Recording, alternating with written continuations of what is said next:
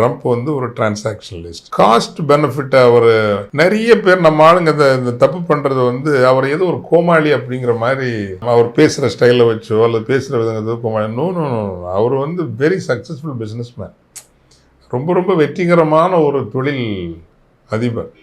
அப்போ வெற்றிகரமான தொழிலதிபர்கள் நான் இங்கே நிறைய பேரை பார்த்துருக்குறேன். அந்த காஸ்ட் பெனிஃபிட் ஒரு விஷயத்தை செய்கிறதுனாலையோ சொல்கிறதுனாலையோ என்ன லாபம் வரும் என்ன நஷ்டம் வரும் அப்படிங்கிறது அவங்களுக்கு நல்லா தெரியும். அதெல்லாம் தெரியாமல் ஒரு விளையாட்டுக்கு அவங்க போகமாட்டாங்க. தெரியாமல் போகிறது நம்மளை மாதிரி பொயட்டிக் ஐடியல் அந்த கனவு ஒரு கனவு உலகத்தில் வாழ்கிற நம்மளை போல உள்ளவங்க தான் இந்த மாதிரி மக்கள் சார்பில் நிற்கிறோம், தமிழ் சார்பில் நிற்கிறோம் அப்படின்னு நம்ம போவோம். நல்லவங்களா இருப்பாங்க, ஆனால் தமிழ் பக்கம் வரமாட்டாங்க, பேச மாட்டாங்க. இன்னைக்கு வந்து தனியாக உட்காந்து பேசுகிற நேரம் ஆர்எஸ்எஸ்ஸையும் ட்ரம்ப்பையும் திட்டுவாங்க. வெளியே வந்து அவங்கள்ட்ட அண்ணான்னு தான் நிற்பாங்க. ஏன்னா அந்த காஸ்ட் பெனிஃபிட் அவங்க கரெக்டாக பார்ப்பாங்க.